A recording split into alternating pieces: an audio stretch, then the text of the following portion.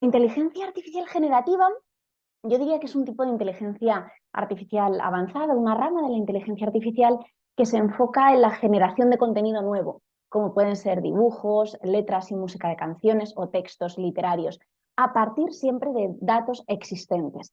Esta tecnología lo que hace es utilizar algoritmos, redes neuronales avanzadas para aprender de textos, de imágenes ya existentes convertidas en datos, mezclarlos, refundirlos y luego generar un contenido aparentemente nuevo, que quizá puede ser considerado original, pero que plantea muchos problemas teóricos en nuestros ordenamientos jurídicos en el plano de la autoría. ¿Por qué digo esto?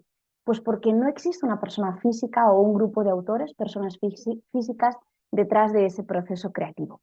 Puede que haya una persona física que haya programado ese algoritmo y que éste merezca la calificación de programa de ordenador original y que quede protegido por el derecho de autor en tanto que programa de ordenador, pero ese algoritmo toma decisiones propias que no han sido precargadas, que no han sido preprogramadas por el autor, persona física del algoritmo.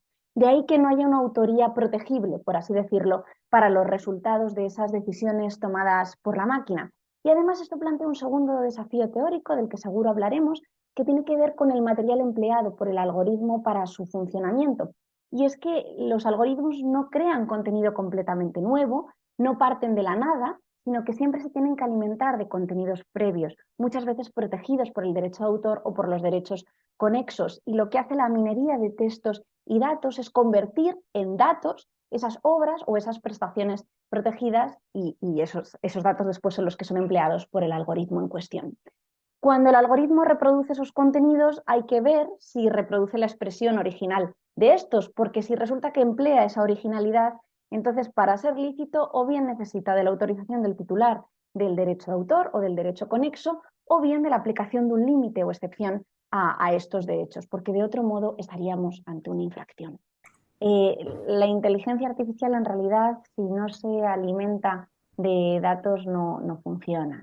Y en el caso de la inteligencia artificial generativa, esa materia prima son datos en los que se han convertido previamente obras y prestaciones protegidas. Y esto viene de la mano básicamente de una fase previa de minería de textos y datos.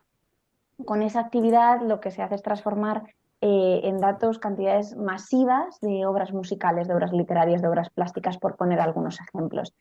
Y es que las actuales técnicas de minería permiten perfectamente que los rasgos, por ejemplo, de una pintura original, tales como los ojos, la boca, la nariz, de un retrato, sean traducidos a datos que puedan ser interpretados perfectamente posteriormente por algoritmos en los que se carguen y así dicho algoritmo, pues combinar esos diferentes datos para crear un contenido nuevo, ¿verdad?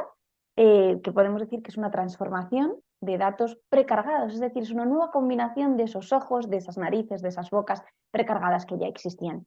Un ejemplo muy plástico de esto, creo que lo hemos visto todos nosotros en el telediario, seguramente en las noticias, ¿no? Hace años en el cuadro de Next Rembrandt, una serie de museos holandeses en donde se albergaban obras de este célebre pintor, llevó a cabo un proyecto que consistía en escanear cada uno de esos cuadros, formar una voluminosa base de datos de contenidos de dichos cuadros, es decir, una voluminosa base de datos de ojos, narices, sombreros, bocas, de retratos pintados por Rembrandt. Y en realidad lo que hizo el algoritmo fue combinar esos escaneos. La nariz del cuadro nuevo, la boca, los ojos, el sombrero parecían pintados por el mismo Rembrandt, porque separadamente sí que eran una reproducción de cuadros, de diversos cuadros de Rembrandt, no de un único cuadro, sino de muchos de ellos. Y este caso, claro, no planteaba conflictos importantes desde el punto de vista de la propiedad intelectual, porque la obra de Rembrandt ya sabemos que está caída en el dominio público, pero la respuesta no va a ser la misma si en vez de esos cuadros de Rembrandt los ojos, las bocas, las narices utilizadas son de nuestro querido Fernando Botero, cuyos derechos, a pesar de su reciente fallecimiento, van a seguir vigentes por unos 70, por unos 80 años, dependiendo del ordenamiento jurídico aplicable. Los herederos de Botero podrían oponerse a la minería de los cuadros de este autor para transformarlos en datos que sean posteriormente empleados por inteligencias artificiales generativas. Esa es la pregunta que nuestros ordenamientos jurídicos tienen que contestar y que están contestando indirectamente cuando toman la decisión de regular o de no regular un límite, una excepción de minería de textos y datos. En particular, en el ámbito de la Unión Europea, ya en 2019, la Directiva del Mercado Único Digital optó por regular de forma imperativa un límite de minería de textos y datos, pero ojo, únicamente para investigación científica.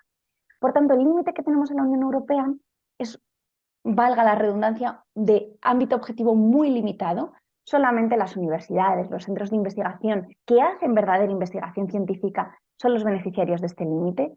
Sin embargo, para otros tipos de minería, como los ejemplos que estamos poniendo, este límite no es suficiente. El titular del derecho a autor sobre esa obra o sobre esa prestación que vaya a ser minada puede oponerse perfectamente a que terceros minen su obra o puede exigir el cumplimiento de determinadas condiciones, como puede ser el pago de una remuneración. Y además, ¿cómo lo hace? Pues porque técnicamente es posible, implementando en los archivos en donde se contengan sus obras mecanismos tecnológicos que impidan esa minería. ¿Qué es lo que yo creo que va a suceder con el desenvolvimiento de las inteligencias artificiales generativas para fines distintos de la investigación científica? Pues que va a haber una proliferación aún mayor de la implementación de medidas tecnológicas de protección en el caso de archivos que contengan obras o prestaciones protegidas. Esa es mi opinión.